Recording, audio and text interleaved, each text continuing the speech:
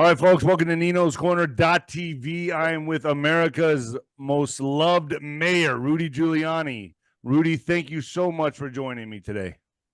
Very welcome. Thank you very much. Now, I know we're short on time, but I had a lot of questions. I'm going to try to limit it. I know. I'm sorry. It's all right. Go ahead. I know you're a busy guy. We'll do the best we can. Go ahead. Absolutely. Rudy, first I want to just say thank you for coming on. Your resume is absolutely impressive. You're most known for cleaning up New York, the crime families, the crime syndicate there, the mafia. You took out was it the 5 biggest families? Is it the 5 biggest families in New York? Well, there were 5 in New York, and they were all about the 5 biggest in America. And they had been there since, really organized that way since about 1930, 1931. So when you took on this task to clean this up, I mean, you obviously had a lot of help, right? Did the federal government? This is not just something you became mayor and said, "I'm going to clean up New York and risk my life." I had an army. I had a relative army. I planned it over the summer of 1983, while I was switching jobs from Associate Attorney General to U.S. Attorney. I outlined what I needed. I went to the Attorney General and the Director of the FBI, and I asked him for additional FBI agents, in particular, those who were good at electronic surveillance, because I knew that we were going to build our case on electronic surveillance. And we were successful in invading the headquarters of just about every single one of them and some of their subordinates. So by the time we went to trial a couple of years later, we had them on tape. This is something you spearheaded. They didn't come to you like the federal government. They come to you and said, "Hey, we want these people out of here." You spearheaded this. And you took it upon yourself, and you created the team. You organized all the efforts, and you cleaned up New York. You coordinated all this. I was the Associate Attorney General, I was the 3rd ranking official in the Justice Department. So I had an overview of what everybody was doing, but they were all separate. I created a plan, outlined it on a big chart. In September of 1983, I went to see the Attorney General, and I briefed him on what I could do if we brought all these groups together. And they gave me these, in particular, agents who had expertise in breaking in and doing legal surveillance. And then I went ahead and executed the plan, and we convicted all of them and put them in jail for 100 years. Plus, we convicted about 200 others that were involved, and we helped convict 1,000 in Italy. So there's no way you could have failed at this. This was an operation, a massive cleanup operation. And the ramifications would have been dire if you would have failed at this. Oh, absolutely. Yeah, if we had lost it, it would have been terrible. I mean, we several times had to go to the Supreme Court on close cases. And a lot of good things came out of this. The constitutional ability to hold people without bail who are dangerous comes from Salerno versus the United States, one of my cases. All the law with regard to RICO. Some of which is being horribly misapplied by the excuse for a judge in Trump's case in New York, who is to tell a jury they can convict on any part of a criminal case without unanimity, just reverses 800 years of English and American law. For that, he should be summarily removed from the bench. The chief judge in New York should come down there and throw him off the bench and say, "We've never had a non-unanimous verdict in this country." Are you appalled at what's happening in New York right now? What's happening in New York is much worse than people realize. It's a complete desecration of our legal system. And the judge should be taken off the bench. Extraordinary means should be used to take this judge off the bench. 800 years of unanimous verdicts. New York is not one of the states that even experimented with non-unanimous verdicts. All of it declared unconstitutional by the Supreme Court just 4 years ago. In Ramos versus the United States. What he did is clearly illegal, illicit, unconstitutional, and violates 800 years of history. It's much worse than anything Trump has been charged with. And Trump didn't do it. But to tell the jury and confuse them that they can be less than unanimous, I don't think you should be allowed to be an American judge if you do that. You should go see if they have any more trials left in the Soviet Union or Nazi Germany. That's where you can have non-unanimous verdicts. And you can charge people basically to convict. There's been too little outcry against the illicit and illegal means of this judge.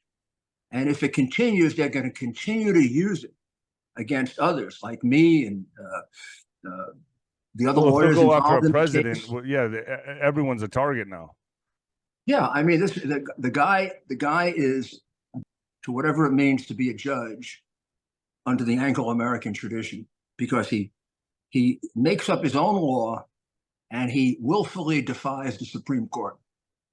So I feel like Trump is really, in one hand, really exposing the two-tier system, just how bad this really is. You know, you've had expertise in cleaning up the mafia families in New York. How much harder is it going to be to clean up the crime syndicate, the crime families in the government, in the United States government? I mean, this is a massive task. But I think first we need to expose it, correct? Correct. And I would say you're absolutely right about that. It is a terrible burden on him, and it's a terrible burden on the legal system and the reputation of everything. But it actually is maybe the only way in a country that has as a media as we have. Maybe it's the only way you get it out. I do think, and I'm hoping and praying it's true, that the American people can see through this. Yeah, and what they see is a frame up. Right. I mean, everyone, especially my audience, it's a frame up. My audience on my channel are very awake, and I think we are now witnessing the same type of cartel mafia style intimidation tactics, the control of the current lawfare right now that we're witnessing in America, and it's horrifying for people to watch this. But I think this is necessary, and I think by Trump taking these bullets, these arrows, it's showing the people that what he's exposing it to the people. I think almost if there's any kind of plan, it's genius. Okay, I'm just saying people have got to see this first to be horrified. Don't you agree? I agree with you. And I'll tell you why. 5 years ago, I wouldn't have believed it. I wouldn't have believed that a judge could do what he did. I mean, I would have said, no, not in America. They'd stop him. Everybody would intervene. The judge wouldn't tell a jury you can convict if you're less than unanimous on anything.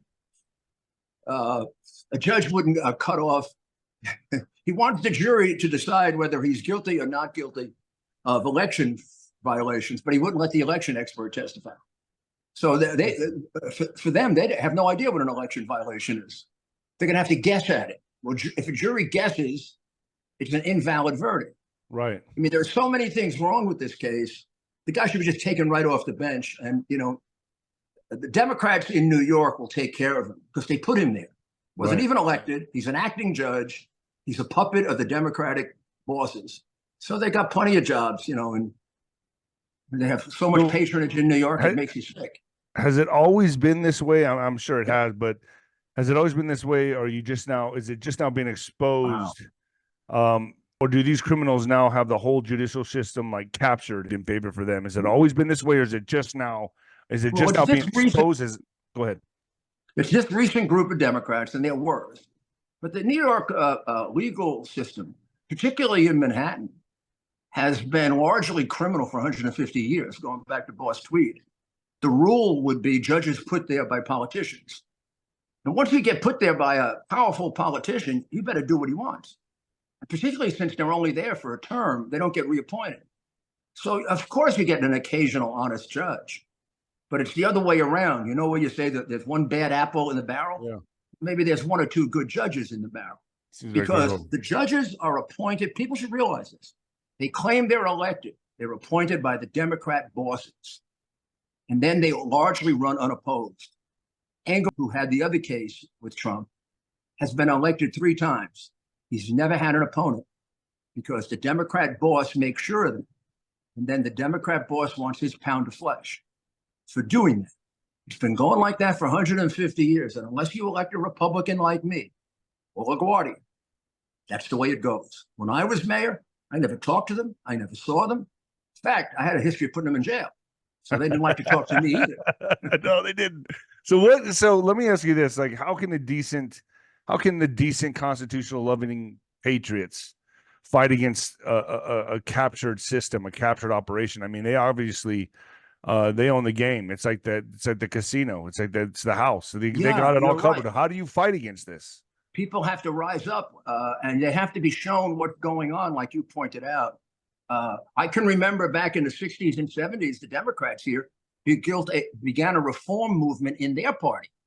They were so disgusted with the corruption. That's how we got 𝗦𝗏𝗀𝗁𝗏. who turned out to be about as good a Democratic mayor as we've had. But that's very rare. Most of them don't have the courage to be reformed. Our present mayor is completely dominated by the system. He's under investigation by the federal government and the state government. I mean, I don't know who else can investigate him, the United Nations? So I got a few more questions for me. I know you're short on time. I'm trying to respect that, but I got some questions that my audience would be we're very. Definitely going to be back when we have more time. This is really excellent. I appreciate very it. Good. I know my stuff, Rudy. I'm not. I took a lot of hits to the head in boxing, but I kept some brain cells. All right. I can see. So, in my opinion, okay, just like you fumigate for termites, you got to take them all out. You got to put a tent around the house and get rid of every last termite. What do you suggest? I would imagine it needs to be, this whole system needs to be completely cleaned up from the top to bottom, like you're fumigating for termites, and you got to get them all. Wow. Don't you agree? I love the analogy too.